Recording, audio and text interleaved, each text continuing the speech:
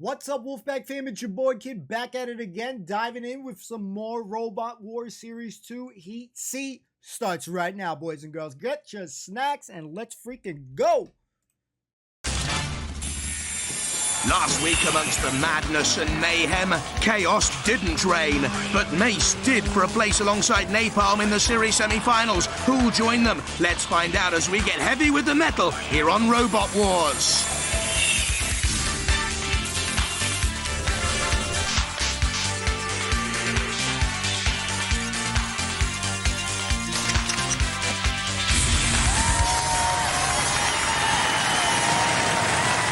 Ladies and gentlemen, please welcome K9's pedigree chum, Craig Charles. When the Cold War ended and military dictators around the world felt the nuclear-soled boot of Uncle Sam up their backsides, we all felt safe.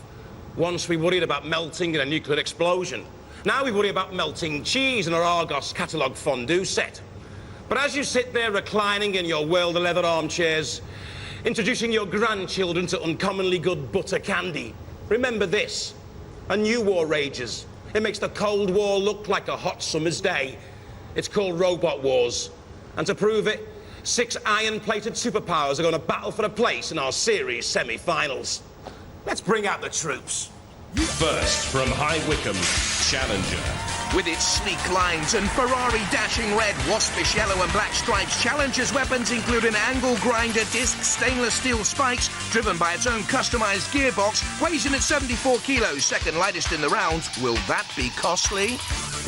Dude, that looks like a F-Zero vehicle from Super Nintendo. Holy crap, that's cool. Cambridge, Mortis. Back again from the First Wars, controversially eliminated before really leaving the trenches. This team mean for revenge and seeded second for this series. With the titanium Kevlar laminated shell, the martial art Tanto blade is powerful enough to rip up roads.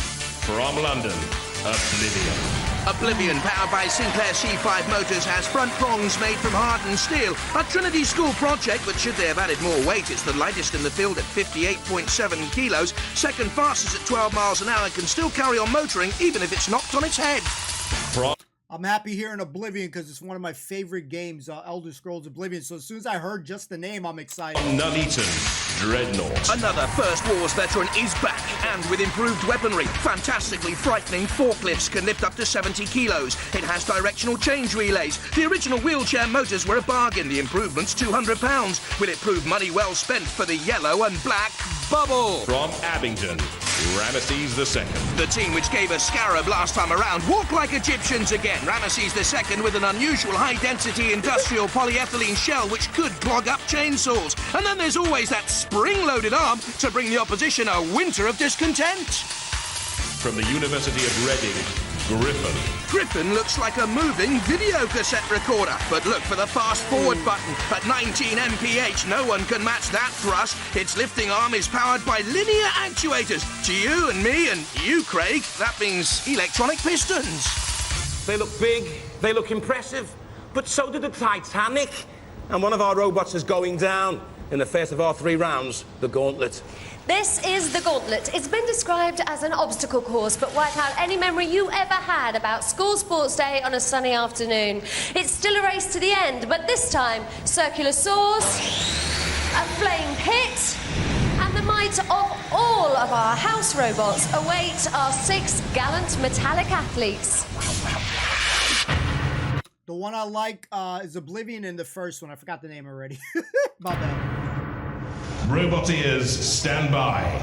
Challenger driven by Steve Dove, the teammates Andy Byrne and Peter Rose. On the front here we have 4 sharp stainless steel spikes which are connected to the Formula 3 racing car spring to eliminate any large shocks going through the chassis of the robot. Over here we have a milling machine cutter which has 3 carbide inserts. At the back here we have a tungsten carbide saw spinning at 3000 RPM which goes up and down in this fashion. 3, 2, 1, activate.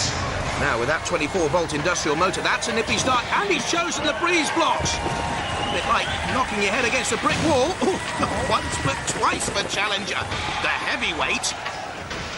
Now the driver, Steve Dove, wants to ride to the North Cape on a motorcycle. Let's be honest, Steve, he wouldn't get beyond Hadrian's Wall. Look, you can't get beyond this one. And look behind you, Challenger. Shunt's after you. And with the blade and with the pickaxe, you could get impaled. And with the 25mm ground clearance, you could get beached on that ramp. And in major trouble here, Challenger for Steve Dove. Dove? When doves cry? A prince of a performance? I don't think so.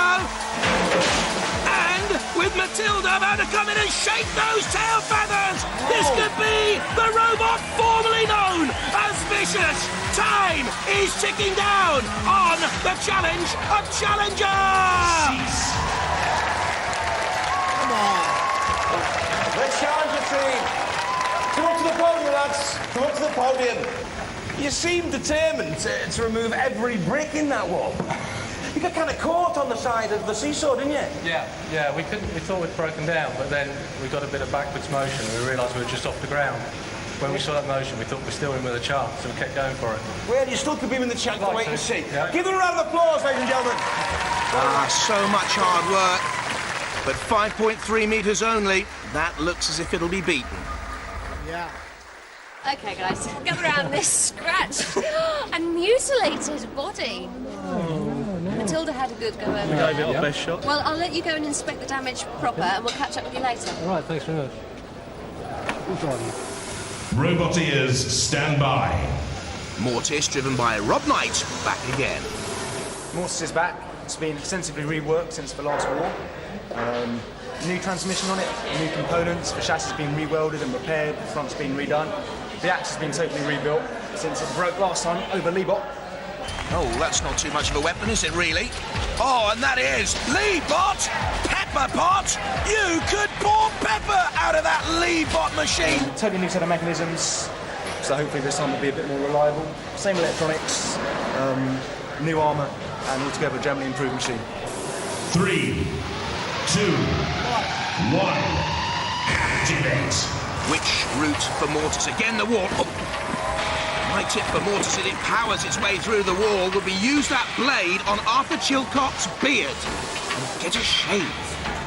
The blade sighs. The electric car motors power up and over the ramp, and there is Bash and Matilda blocking the way. What's going to be your tactic for the gauntlet? I'm going to pole straight into either Shunt or Matilda and hammer them as hard as I can with the axe till one of them falls over. That's great and simple. We like it. Matilda blocks the way through to the finishing line. All but taking punishment. Yes. At that Tanto blade we warned you about. Matilda beaten. Bash is in there as well. Will we see the flamethrower? Still Matilda taking punishment, this time on the tusks. He's reached the finishing line, almost. Matilda blocks. He's over the finishing line. Now this is an arrogance of power taking on the house robots, and they don't like it. He's finished. They're over the line. They're through. But Matilda and Bash have got long memories, and they don't like you. Yeah. This is where the retribution started. They didn't like him coming back and having another go, and into the pit. But Mortis through, completing the course. Nice. We've proved that we've got a really destructive weapon here. I think it's the most awesome weapon on this site. I don't believe that anybody else has got anything as spectacular as this to look at. Roboteers, stand by. Oblivion from Trinity School, they're Tottenham fans. There's two pincers at the front, so we can stab the robots, and it's just designed to travel upside down. The robot is powered by two Sinclair C5 motors, fully driven. We're hoping for a maximum speed of 20 miles per hour if we need it. 3, 2, 1. Activate. Now, will they go for the wall as well? No, they're veering, and they're going to take on the house robots. Matilda's down there, and the first robot you will see beyond the spike, ridden well, is Shunt. With the axe, you'll see the axe in a couple of seconds' time. Shunt pushing Oblivion back onto that spike. Again, riding the spike well underneath Shunt this time. We're not going through the brick wall, we're going down the side against Matilda. Hopefully fairly well. So this blue light here, is it to call the ambulance after Matilda's got you? No, hopefully not.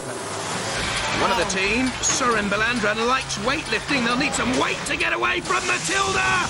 And the chainsaw cutting into that patterned aluminium shell, the same as used for the gauntlet ramp.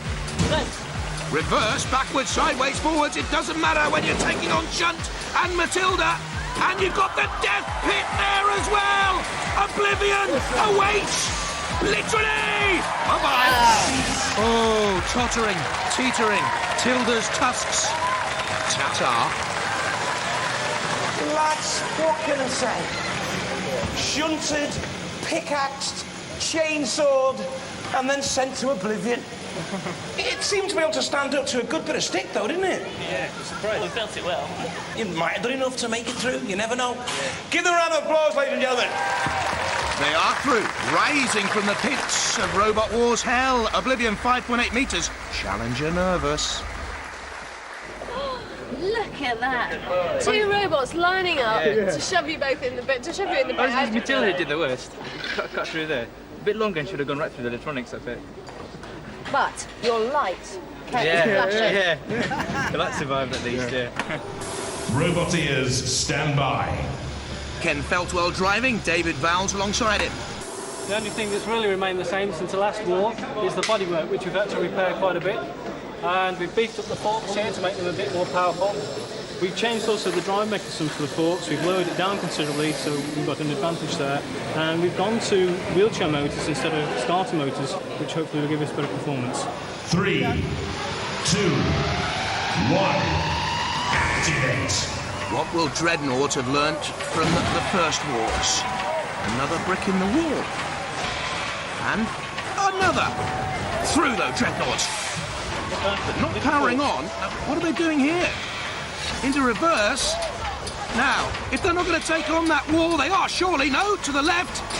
Nice. Well, they're going the other way now. Now that's a waste of time taking on the robots. Ken Feltwell, a permanent clay modeler.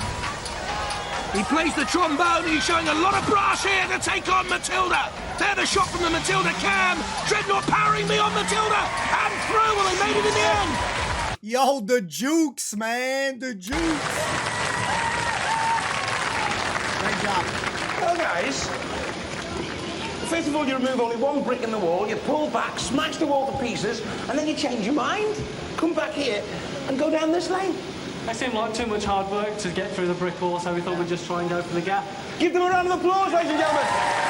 Because the brothers-in-law are through. Confirmation, Dreadnought completing the course in the fastest time so far. Nice. Robot ears, stand by. Chris Krosky and Peter Kyberd, they were in the first wars with Scarab, described as a slow-moving cheese sandwich, certainly a rare bit. It's an improvement over the robot that we had in the last war, in that we've gone from wheels to tracks, which means we'd have no ground clearance problems anymore. We've also improved the hammer mechanism, which is very similar to the one that we had in the last war. We've also now got very thick plastic armour, which is very, very light, but very hard to cut if you're set up to cut steel, which is what the robots around here all seem to be set up to cut. 3, 2, 1, activate. And the chaps from Abingdon have spent £1,500 on those modifications. Slow-moving and steady. Ramesses II. Takes on the wall. Now there's that 4-foot-long hammer, and it almost overthrew Ramesses II there. Almost overbalancing. The motor, very highly biased for that hammer release. Has it got enough power to go beyond the bricks and take on the ramp? Behind, waiting, is Shunt. I don't think Shunt will close, though. And there, Matilda, just in case. Ramesses can get up and over the ramp. Matilda is there with the chainsaw. The chainsaw against the spring-loaded arm weapon. A mace, 9 kilos, 400 pounds of spring release. Matilda's tusks and the chainsaw to take on that polyethylene industrial shell.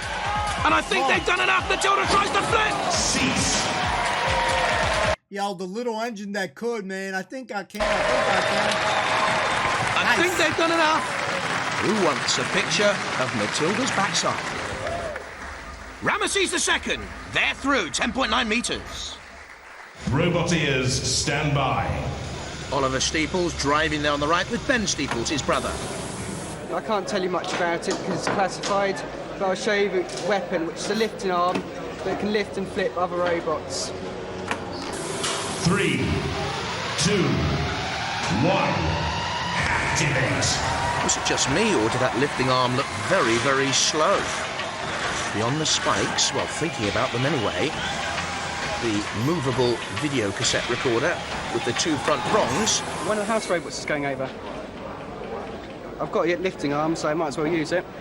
Well, Ben, I'm hoping you're the sensible brother here. Is that what you're hoping for as well? Yeah, I've been screaming at him to go down the other way, but he wouldn't listen, and now he wants to take out a house robot, and he'll end up in a pit like Mortis.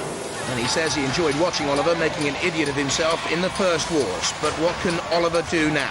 A graduate from Reading University flipped up. You can see the Matilda cam there, close up.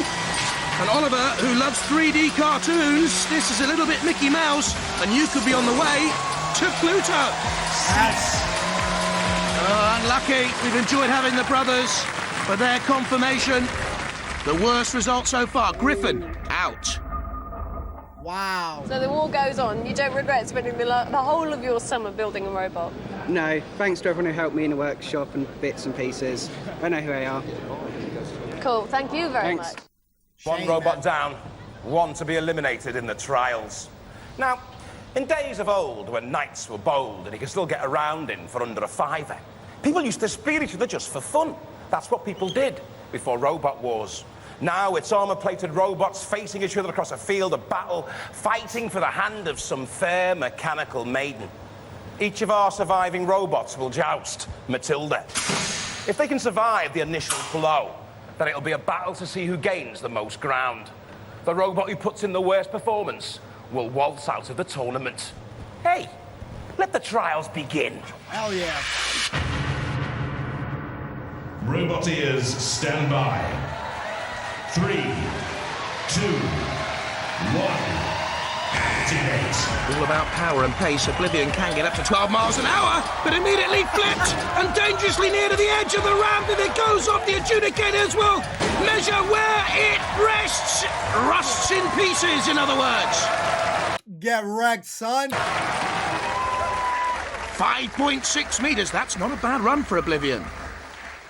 The ambulance lights. It's a good thing we didn't turn it on, actually. If we would have sorted everything out, yeah, it would have been totally destroyed.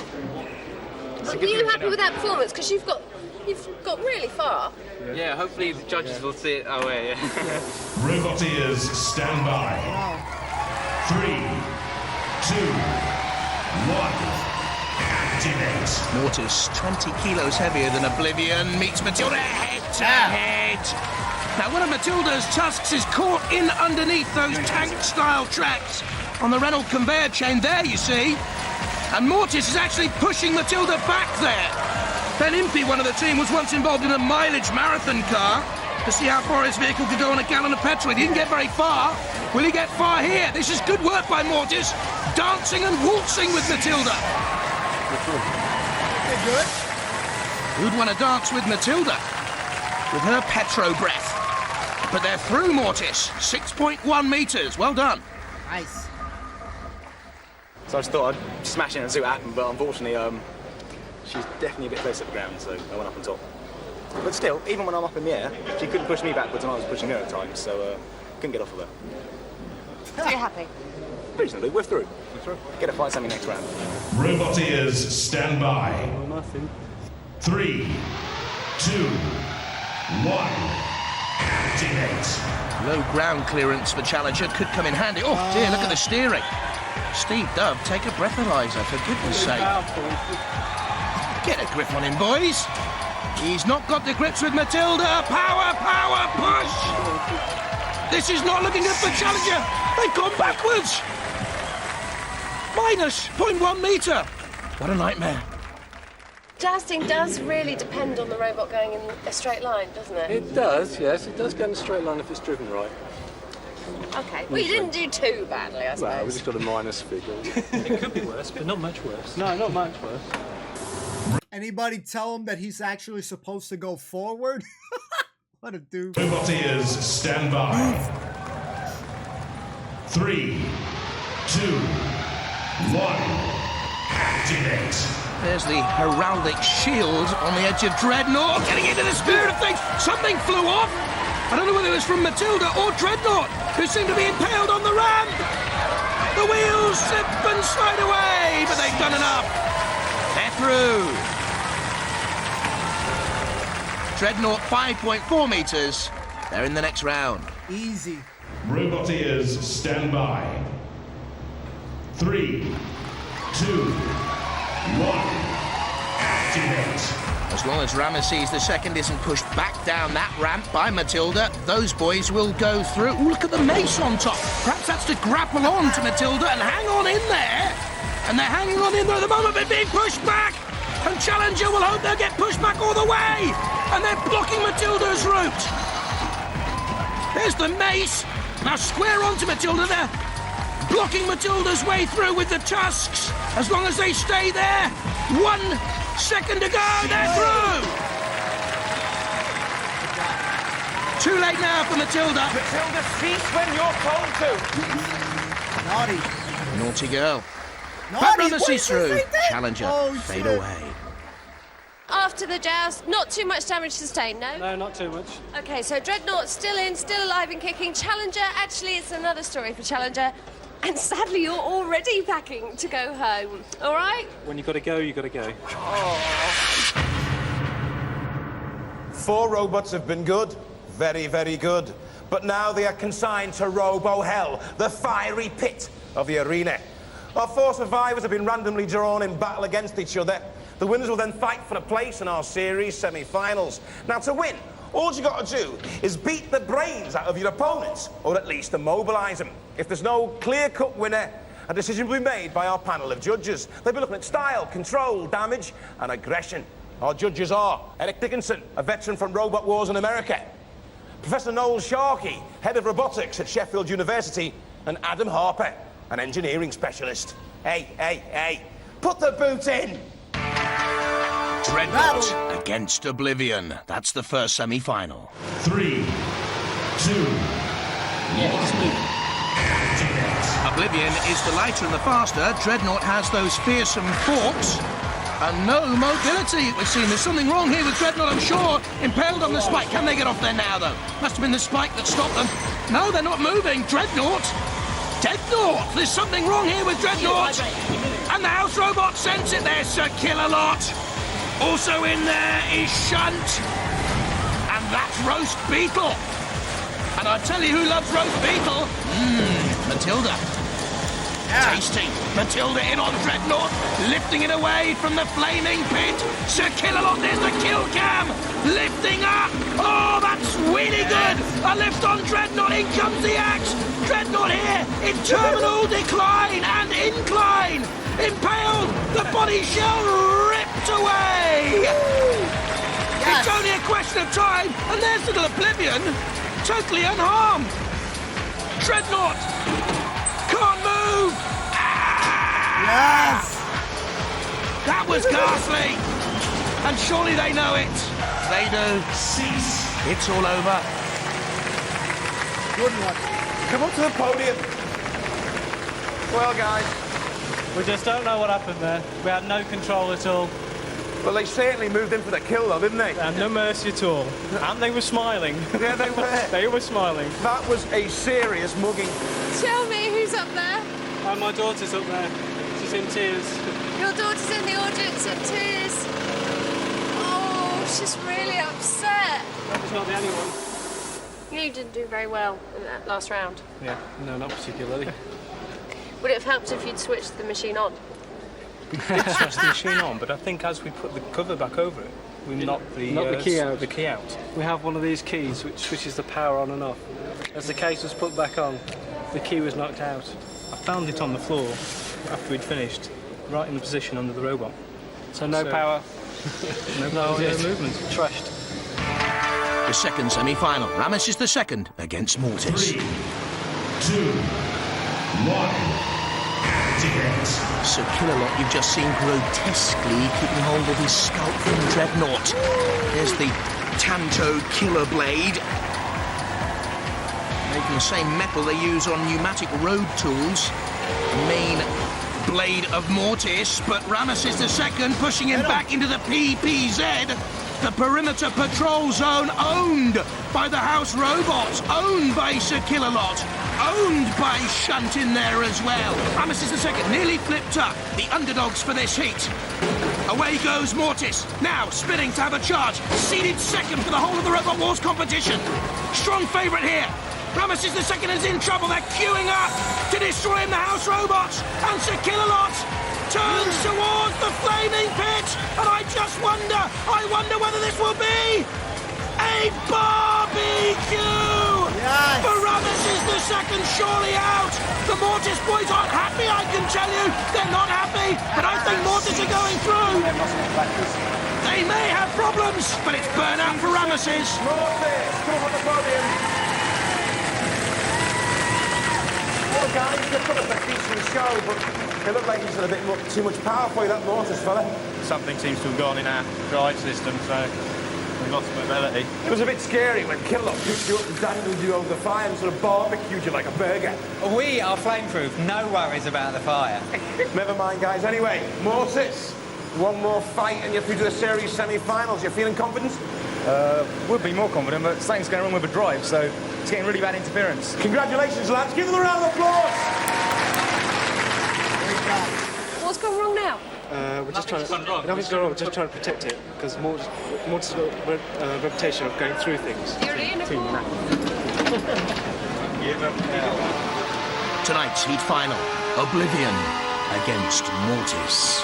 Roboteers, stand by. The boys from Trinity School with Oblivion, the students from Cambridge University with Mortis. 3, 2, 1, activate. Mortis, the second favourite for the whole of this Robot Wars competition, against Oblivion, whose major hope is to avoid that blade. Not doing a good job, the boys there. And perhaps drag Mortis towards the PPZ, the perimeter patrol zone in the House Robots. Certainly, the Cambridge University students have the upper hand with the weaponry. Perfection. Perforation. Oh, look at that. It's like a sieve. Heading towards Oblivion. Could be now. Rob Knight, the man in control of Mortis again.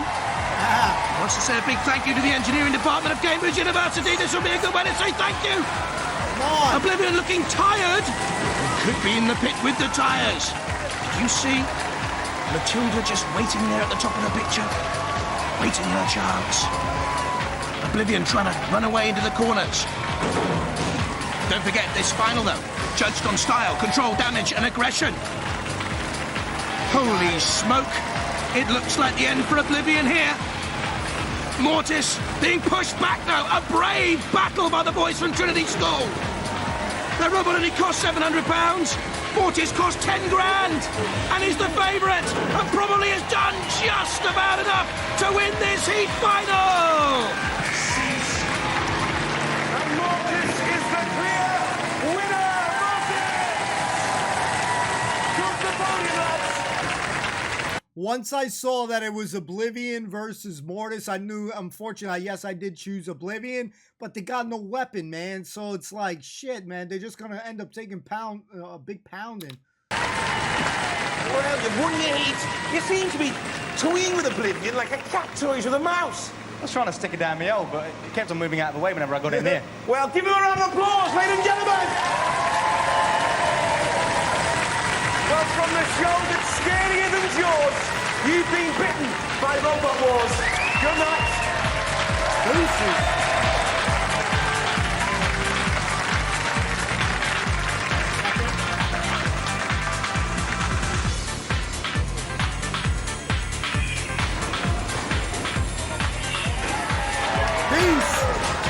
We had a few problems, but they didn't get right through, so we're surprised with that. We're still working right at the end, so. They did good though. Let me get some of the names real quick. Hold on. We need the names again, guys. Hold up. Let's get the list of all the robots real quick. Hold on. Let's turn off the sound because I need the names because I want to say something about them. So let's see. Can we get the part with all the names? I'm trying to find it. All right. So let's get here real quick. So there was a definitely. All right. Hold on a second. All right, so we got Challenger. Now, this one right here, real quick, guys. Let me make sure it's still up on my screen here so I don't feel stupid. Yeah, so number 1, Challenger looked like an F-Zero vehicle. Captain Falcon, just minus the color.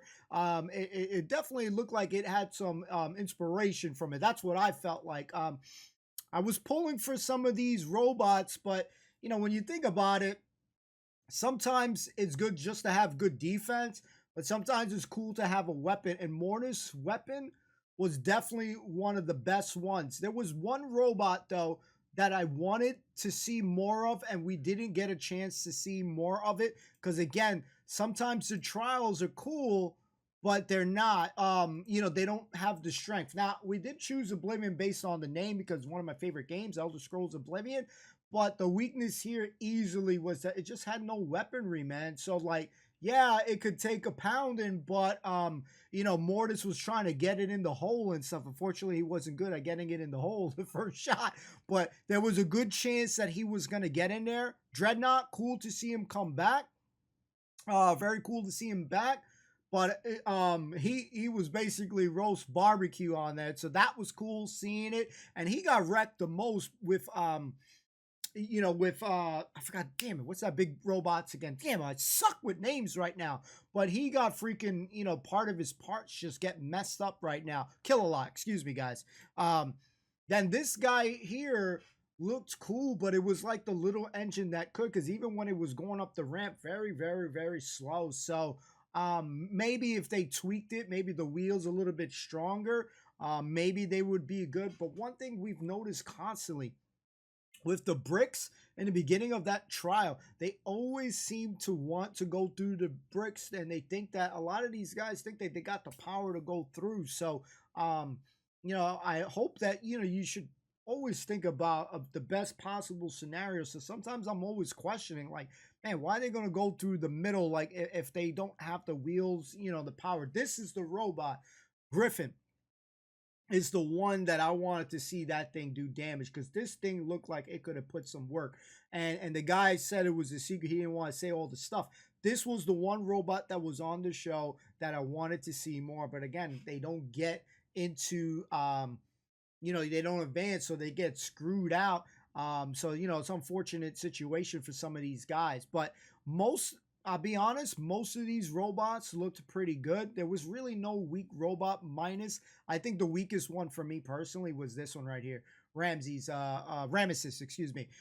But overall, the robots are freaking cool. The trials are better. Sir Kill-A-Lot, one badass, but we got to give some credit to Matilda, because Matilda was pounding. She was putting in work with the chainsaw. Like, her refinements are much better this season. And, you know, it's really fun-filled show. Like, when I see it, shit breaking apart, going away, that for me is the best part. Destruction, getting a couple of them in the hole, one of them barbecuing. That's what it's about. Of course, yeah, if you're the guy driving it, you're not feeling that joy that I'm feeling. And I felt so bad when the guy said his daughter was crying. Who else felt very sad in that situation? But listen, I'm enjoying it. It's really cool show. No bad things, you know, we can say about the show. We just feel bad because some of the trials, it's like, yeah, if you don't, if you need so much luck. If you make that wrong decision, again, like going through the wall, you know, some of these guys were like drunk drivers. Even in the second trial, when they were going down the middle, the guy got negative, man. That was bad. He had -2. So that was like, damn, man, you couldn't get any worse on that. But, you know, Matilda had the clear advantage and stuff. If she tucked it low, lift them up, and you were pretty much going to be, you know, dragged. So a lot of great things on the show. I'm feeling the vibes of season 2. There's a lot of funny moments. Sometimes the commentary is really funny when the chick is kind of joking on these guys. But Oblivion made it farther than I initially thought, because, yeah, we picked them. But I almost wanted to take back because you know, no weapons, so it just was like, man, this thing is just gonna keep getting pounding and stuff. So I got to keep in mind, and again, it's really hard to gauge what they're gonna do in the initial trial part. So, you know, we hope to pick some more winners and stuff like that, but, you know, we can't pick them all the time. And I like when the guy was saying naughty, because on my Twitch streams a lot, I'm always saying naughty. So that guy was thinking they're kind of on the same terms, and it's cool. You know, sometimes people could be on the same page and have the same thought from across the pond. So I kind of was really liking that. Two things I like to say, naughty, and there's a Freddy Krueger thing that says, might have been a little naughty. So I kind of like those things. I know that's my silliness coming out. So I just want to say I'm loving the show. Season 2's picked up, it's revved up, and that's what it's all about. More destruction. Hopefully going to be headed to the channel coming soon.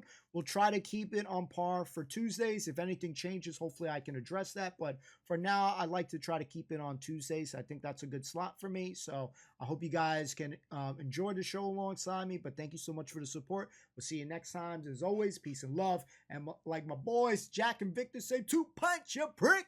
See you next time. Peace.